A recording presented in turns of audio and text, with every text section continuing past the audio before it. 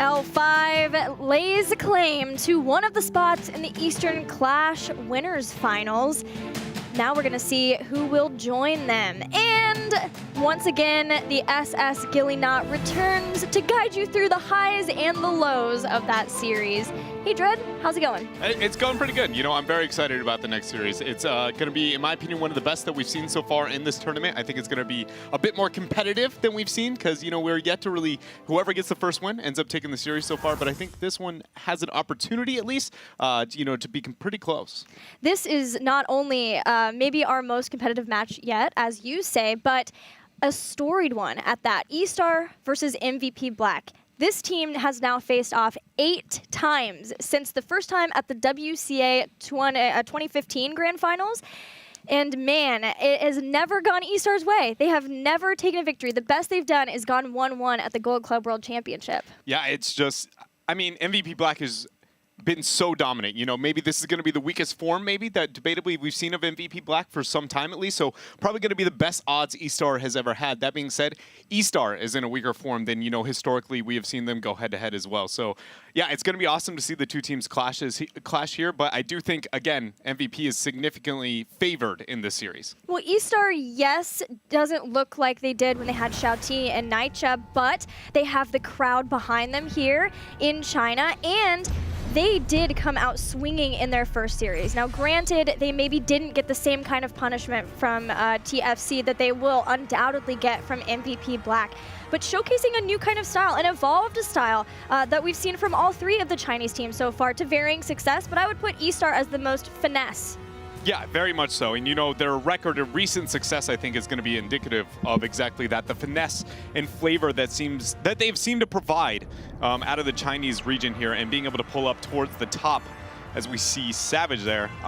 Just a phenomenal player there when it comes to the melees. Very impactful for his team. And, you know, you brought up the crowd factor, right? eStar is probably the favorite in the Chinese, at least one of the biggest fan bases across all of, you know, China. So that is something we have to consider here. But on the other side, MVP Black, a new form of them, and one that seems to be gaining traction as a team as they work, you know, together in the long period of time. Yeah, eStar's rival here in MVP Black. MVP bringing in some old and new flavor in their 2 drafts we've seen from them so far.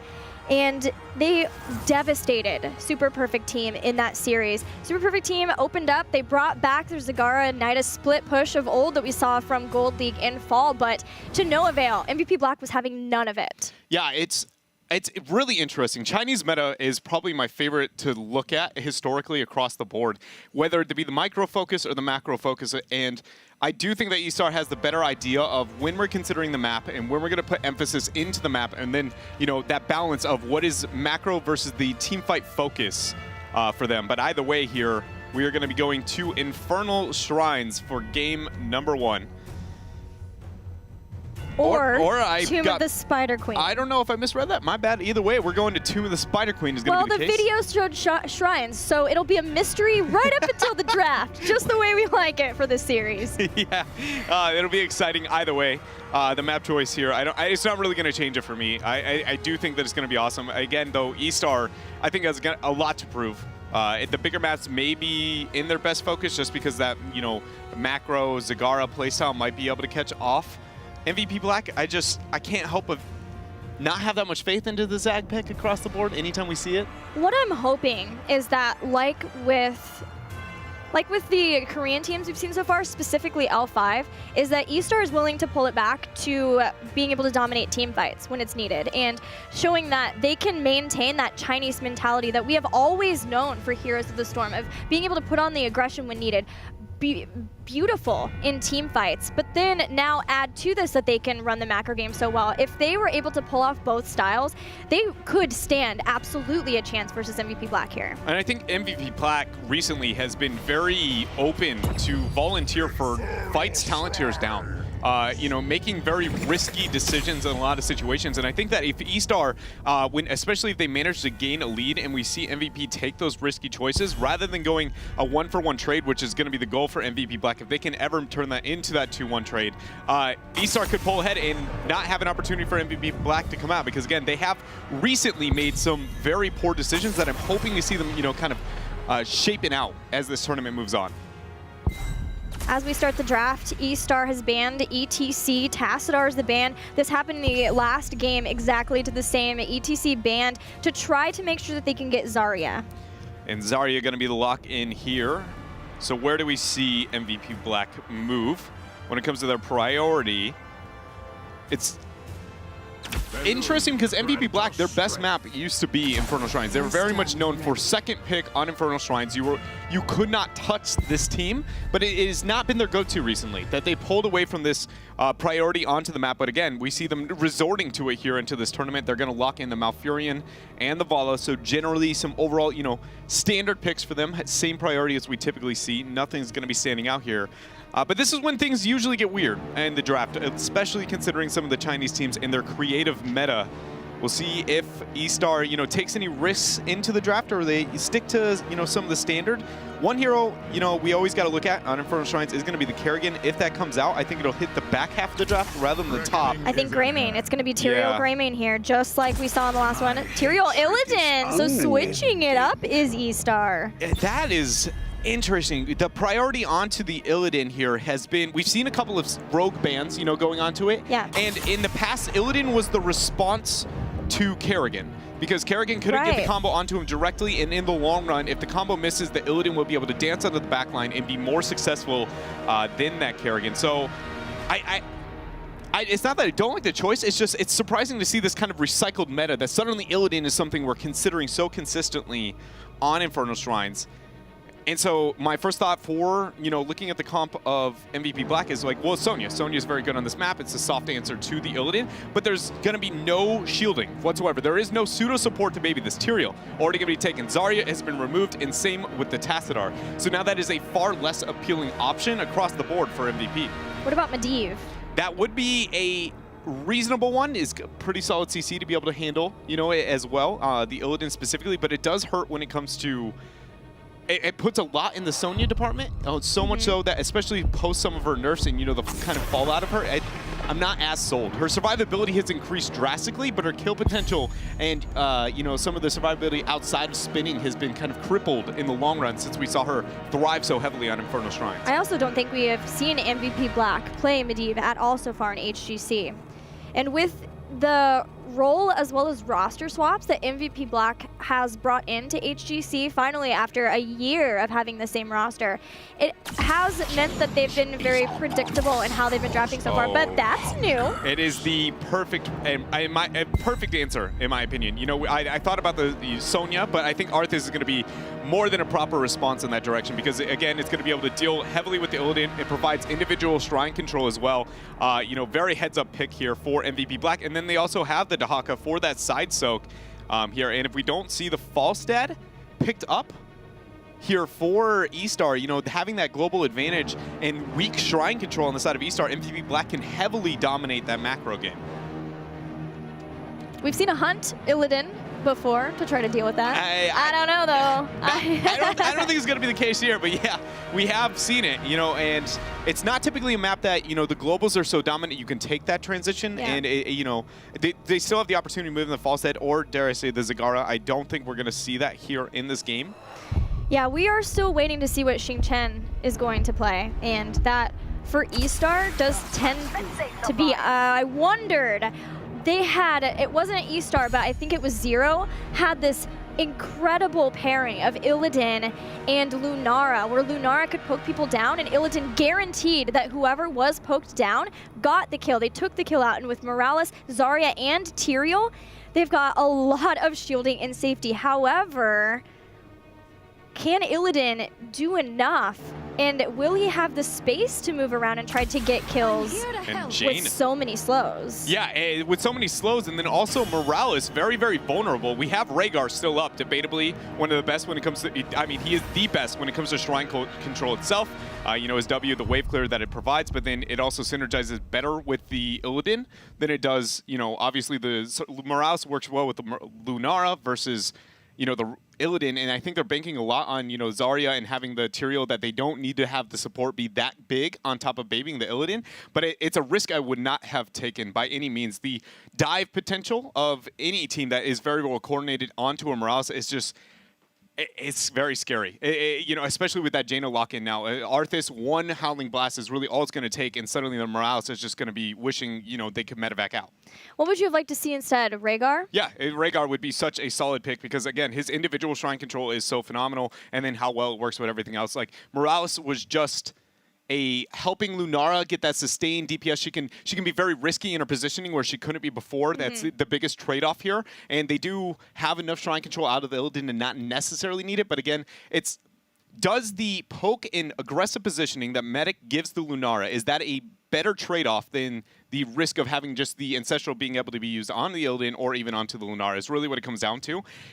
And I with so many flank positions on this map with the Arthas, you know, the slow and the Jaina, it's just, again, that we absolutely, eStar has to be on point with their positioning, or I think MVP Black is going to be very successful on those flanks. Well, SW does play a ton of Rhaegar, so it seems like they've really thought about this, and they know that this is going to be better for them and the composition that they've been set up. But yeah, with the slows, the flanks, Arthas and Jaina so powerful right from the get-go. Mind you, this isn't the patch where Arthas becomes the true Lich King.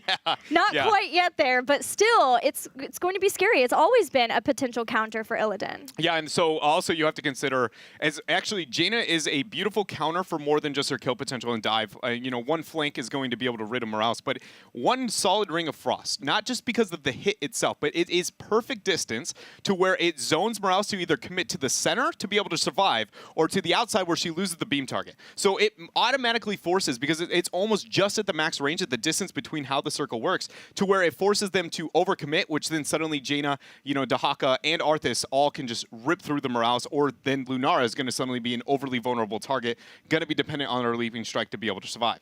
There have been some stim drone picks so far in this tournament. However, that issue of positioning, are you thinking that it just has to? It forces medevac? I honestly think so. I can see them, you know, moving. I see the optimistic perspective of going, well, a stim drone Lunara is going to help my Illidan just absolutely thrive. But again, it comes down to, you have to consider the I will always promote the simplest choice is going to be the best one. Almost every time we see a team that, because the complex choice is banking on too many variables to be constant and to align. The stars have to align. So medevac is going to be the safer choice, the easier one to be able to gain that value and less risky. That being said, though, I mean, we've seen some wild things in this tournament, and I don't think that the stim drone in this case is going to be nearly as crazy as some of the other ones. Yeah, I kind of wonder if it's like, okay, well, there is just so much damage on the side of MVP Black that it's not even worth. If I go into medevac and I'm in a bad positioning, it's probably just going to get bursted down and taken out anyway, so why don't we just go completely ham? We're just going to fully devote ourselves to this composition. It'll be interesting to see how it works out. Yeah, it is. It very much is going to be an awesome game to watch. And my eye is going to be on Kyocha, I think, more than anything. I think Tist onto the main warrior, having the Arthas is going to be a comfortability. But more than anything, Kyocha with the Dahaka, the flanking pressure he can provide alone onto that Morales as well, it's going to have to be very proper and efficient burrows coming out from him. And it's going to set the team apart, because also his side soaking strategy when it comes to shrines, his timing on those burrows is, he has to clutch it out. We have seen some fantastic play from Reset too in the past 2 games of their series, but in the past he's also been in positions that have been able to be punished. So we'll see if eStar is the team who can do that here in our first game.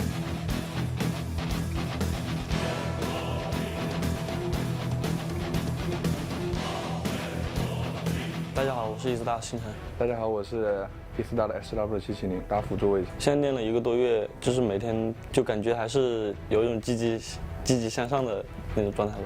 今年的训练赛跟整体状态的话，前段时间是有点下滑的，这段时间的话是有一点稳步在上升嘛，算是。之前的黄金总决赛之前，就eStar已经有半年没有拿过冠军嘛，这一次重回冠军，还是能增加一点底气的。目标反正是最少前3，不能低于前3名嘛。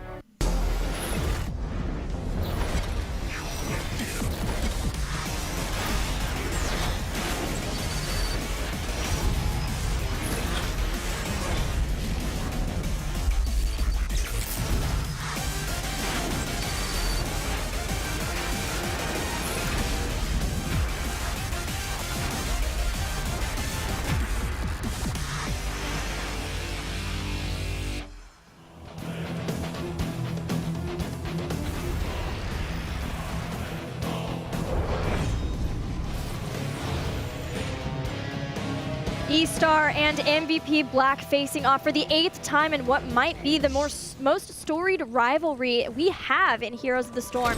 In the blue are the members of eStar with Savage, that's X playing Illidan, Tiger on Zarya, Lucian or H playing Tyrael, Xing Chen playing Lunara, and SW playing Lieutenant Morales. And on the red side here, we have the 2nd seed of Korea, MVP Black. Sake is going to be on the Vala Day there on Malfurion. Reset is going to be on the Jaina, Kyocha on Dahaka, and Tist on that Arthas. Again, reminder, this is not the live patch. This is not the same Arthas you know. That being said, obviously we've seen him across the world have moments on Infernal Shrine specifically. So just keep in mind, though, he is not, you know, the monster that he really kind of is on the current patch here. MVP Black hasn't shown themselves yet, but eStar have, soaking up energy for Tiger. We'll see how they want to commit. They still haven't seen anybody from MVP Black, so Savage playing very, very safely. Reset is going to show, and it looks like MVP Black's just going to be comfortable, you know, cycling out on the map. We do see this three-man setup, though. On the bottom half there, Lunara, Zarya, Morales is a very powerful tri-lane. Very few can kind of rival the pressure onto the map that they can apply. And it actually volunteering for Dahaka to move towards that bottom lane to be able to deal with that. Interesting choice. Typically, you would try and match it with kill potential into like an Arthas Jaina, and then leave the Dahaka as the dominant solo. But that is not the laning choice that MVP Black's going to opt towards. And now Mary Day is going to... You could see the gears turning, trying to figure out how to deal with this setup that eStar have gone, and in that, eStar have drained 1 tower of ammo. Yeah, a very, very big advantage here, at least for early on for eStar. See if they can gain more out of this situation. Reset, maybe cut out. Beautiful route there from Mary Day to peel off. As Tist goes for the flank, there's going to be the Howling Blast. Going to be in hot pursuit, but it looks like nobody's going to net a kill, at least not yet. Safeguard has been used. SW gets drained a lot of the mana from that engagement. MVP Black have at least stalled out any immense pressure here in the bottom lane, long enough for Kyocha to start pushing the lane here in top, and that will be where the first shrine starts to activate. Both teams going to try to get 4 so that they can have that for this first shrine. Yeah, MVP lucked out a little bit there. You could tell eStar wasn't totally understanding of the rotations because MVP Black was so confused. They were like, wait, where are they all? Like, we don't totally know that eStar have the opportunity to apply that much pressure, but they did not. Just again, that fog of war. Beautiful drag here from Kyocha. Another route is going to zone their Howling Blast connect. Will Lucian make it out? So much damage. Tist trying to confirm it, and in fact will. First blood over to MVP Black. That route was so good because Safeguard had already been used, and Lucian had to run clear around, and that gave enough time for that to be burned off. MVP Black showing how much damage they can put out here right from the get-go as they start to move in. Arthas getting a firm control over this first shrine. Yeah, in 17 Skeletal Defenders again, we see Savage putting so much pressure onto Reset, and one Blizzard forcing the dash out. Kyocha and friends chasing him down. 26 Defenders. It's just, you know, eStar after that one pick, not really seeming like they have an opportunity to capitalize, but they are not done. They are not going to forfeit this. They are going to aggress onward onto Tist. Now onto Reset once more, and Sake as they fall pretty low. Tiger's getting into a better position. He has full energy. They're trying to push all the members of MVP Black off the shrine. MVP Black know that they have some time to tap, get healed back up, and move back in since they are so ahead in the Skeletal Defender count. eStar at least have aggressed MVP Black off, but in not getting any kills, there is maybe still the possibility, although with sending Jaina down, it sort of seems like maybe MVP Black are happy just to give this one up and defend. Yeah, I think that a lot of that came down to that there was so much pressure by Savage the 3 times he initiated there onto Reset that he forced more than a tap, and then obviously we saw Mary Day struggling to be able to keep everybody up. Yeah. So it was like, well, if we back, we lose a little bit of experience. We'll just take the, you know, lifeless and kind of manaless Jaina, get a free wave, and we'll look to peel out here. I think it is going to be the smarter and safer choice.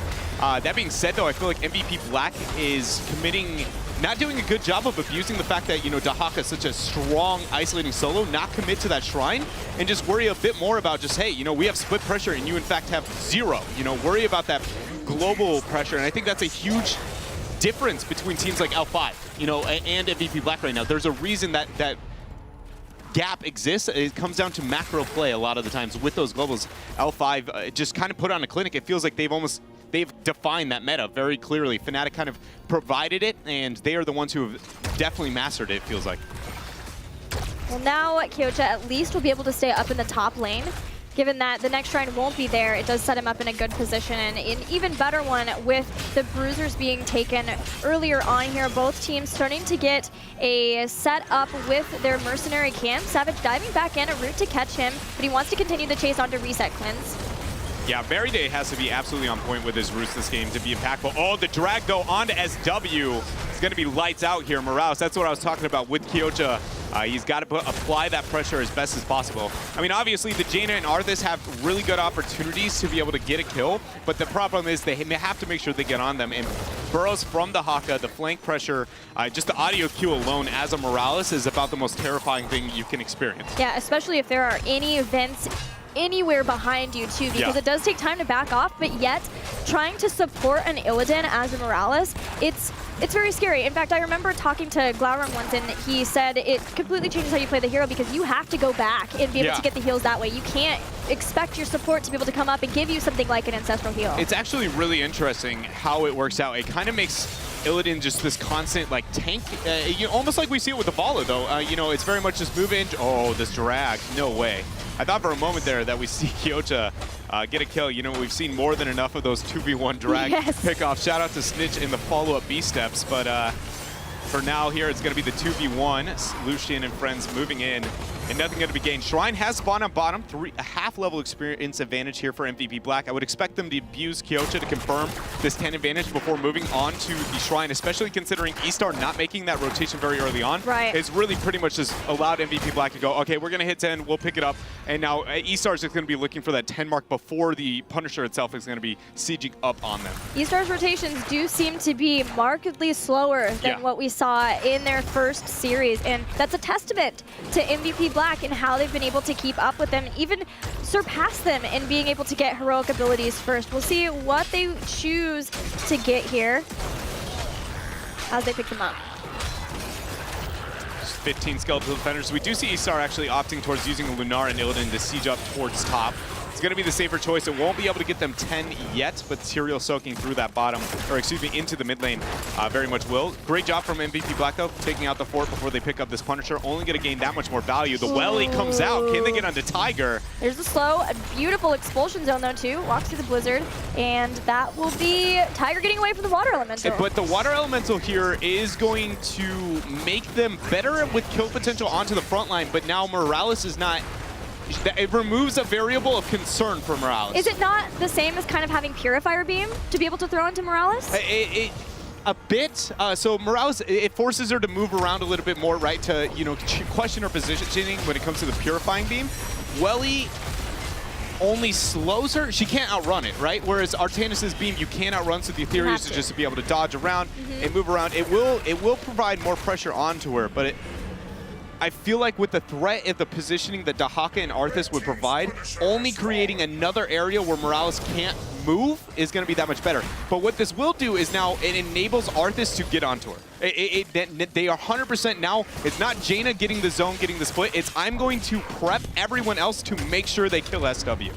It's really what the Welly has to do. It's also going to do great peel when it comes to 1v1ing into the Illidan and to the Tyrael if they're going to try and dive onto the front or onto reset himself. And SW went for Stim Drone, so won't have any way of trying to bail himself out that soft ice block, if you will, of the Medevac dropship, as well as even potentially giving his team faster rotations at the same time. Leaping Strike, though, for Lunar. Will she use it here? She does get one charge down. Kyocha using Adaptation as well as his Essence. So far, making it out of here. There's no stuns to stop, and finally, eStar gives up the chase. And the flank here. Tiss is going to move in. Beautiful route there. The silence used. Will he be able to make it out here? Is Lucian questioning. He goes in. The Metamorphosis now reset is going to be completely isolated, but they end up getting the pick. Illidan goes down before the Sanct is used. And now MVP Black is going to be looking for more. Oh, he met it right into the Blizzard, and Reign of Vengeance quickly made work of Illidan. 2 kills for MVP Black. Yeah, that Metamorphosis was, you know, typically you want to use that as a defensive tool, especially considering, again, you have a Morales. You need to be selfish with that use, right? Now, trying to use it as a cap closer, just even getting only a small bonus, it has to be used to be able to dodge some form of CC or just large bursts coming out from MVP Black, because you do not have that burst healing you're so comfortable in seeing when you have an Illidan on your team. Level 13, it means attack speed slows, which is even scarier for Illidan too. Yeah, this is the mark where suddenly the Arthas is a direct counter, right, into the Illidan. Before, it's like, okay, I get it, he's got slows, he can kind of trade into it, but once the auto attack debuff, suddenly the cooldowns are not going to be there for the Illidan. He's not going to be able to escape properly. So MVP Black now has a significant power spike over the composition of eStar. Icy Veins too is going to be scary. Tempered by Discipline for Jaina over having Gloom for spell damage, helping her be able to heal herself up. There's Malfurion with Jaina, Vala, and even Arthas if he's deep into the backline with Army of the Dead. Dahaka too, although he has a lot of ways of healing himself up. It's just going to be able to help out a little bit more. Speaking of help out, again, Illidan gets taken out. Army's not off cooldown for 5 more seconds, but Tist is going to make it out here. He got 28 of the Skeletal Defenders, so man down, eStar has to nope right on out of here. Another Punisher going to fall to the hands of MVP Black. 5-0 when it comes to kills. Full control so far in the game. You know, I can't help but feel like a lot of this is coming down just to the play when it comes to not only Savage there on the Illidan, but then, you know, the fact that Sanctification came out after the death of the Illidan.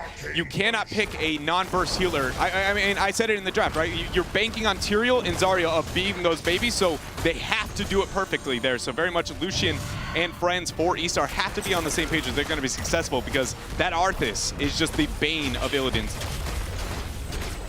eStar are going to clear up this Punisher pretty quickly, but the problem remains that they're a level behind MVP Black, so they need to use those macro skills that they showcased in their first series here to catch back up before the next Shrine. MVP Black taking away every little bit of push that eStar might have available.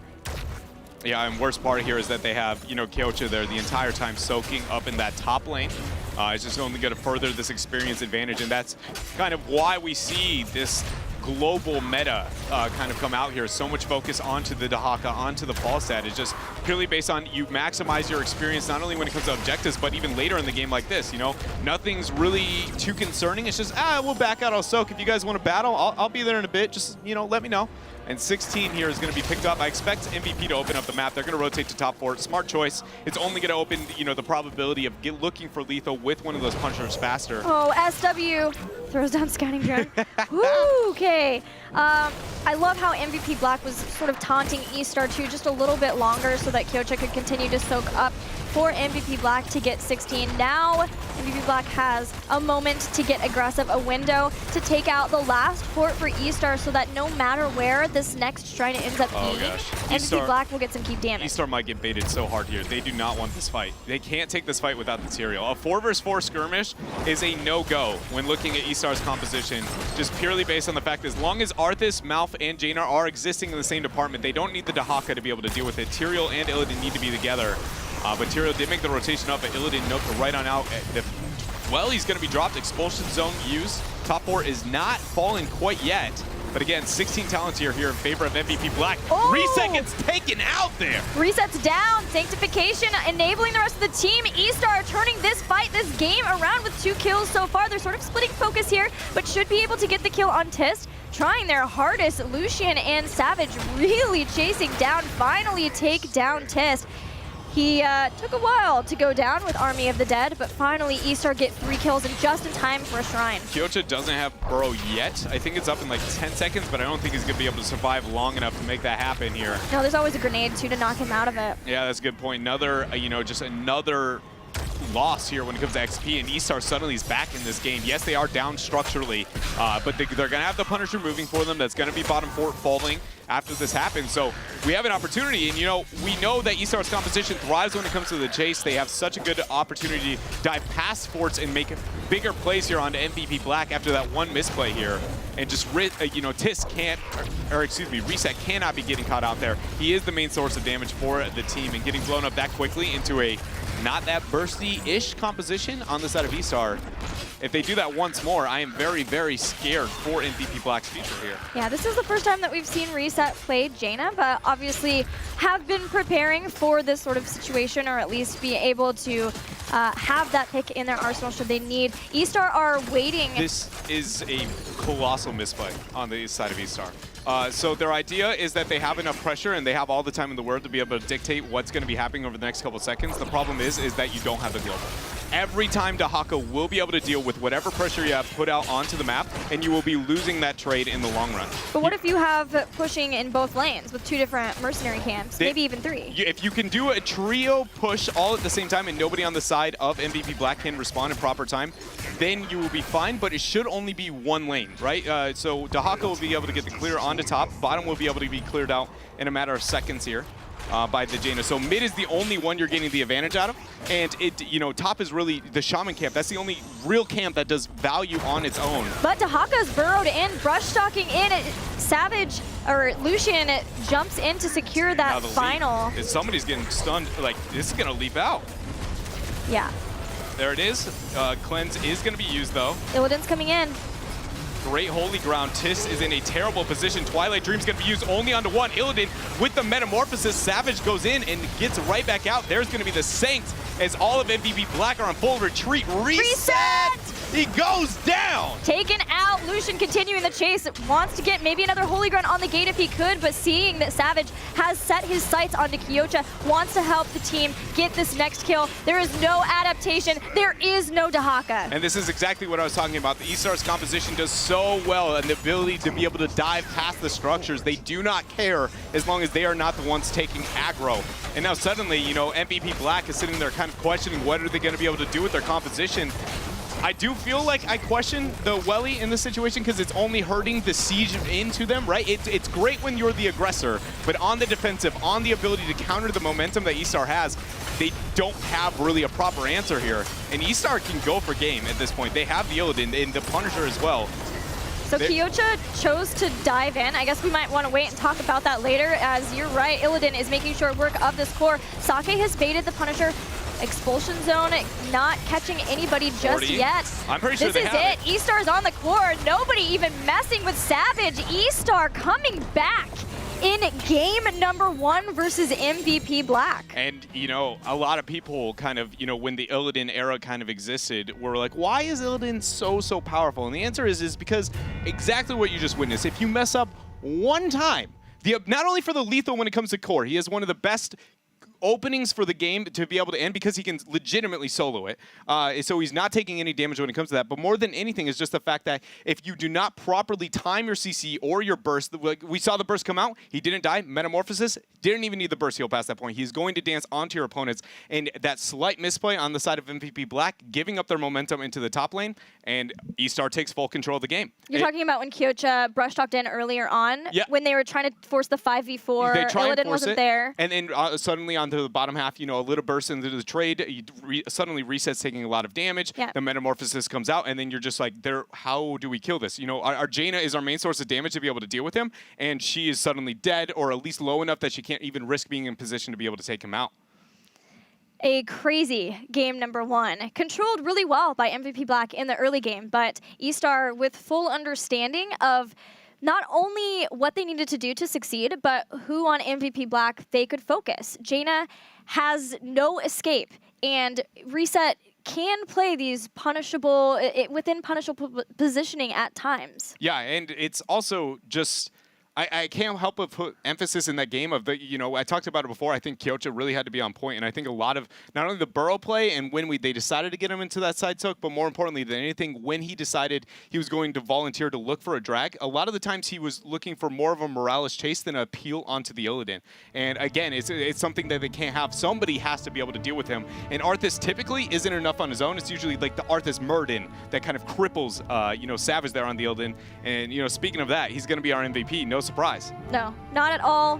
Had so much babying though with Zarya, with Tyrio, with Lieutenant Morales. Importantly, the team had the adaptation to understand where early game team fights went wrong, so they were winning the far more important game or fights later on. Yeah, and another thing to look at when the game very early on, I kind of brought up during the first Punisher phase, if MVP Black just didn't risk committing to it and just abuse the fact that they have that global, because their comp, nobody is great shrine control outside of Arthas. It's mid-tier. Same when looking at the other side. Illidan's going to be, you know, pretty good overall, wins those trades. So I can't help but feel like if MVP Black put more focus into the macro game, suddenly they would have snowballed that lead very early to where they didn't have to ever be on the same talent tier of their opponents. So, I mean, eStar did a phenomenal job punishing MVP at all points in that game. But MVP Black, again, showing, you know, they're finding themselves as a team with this new roster. Well, eStar able to defeat MVP Black in game number 1 on MVP Black's Battleground choice, but it's a best of 5, so we have so many more games to go. We'll get to game 2 after this.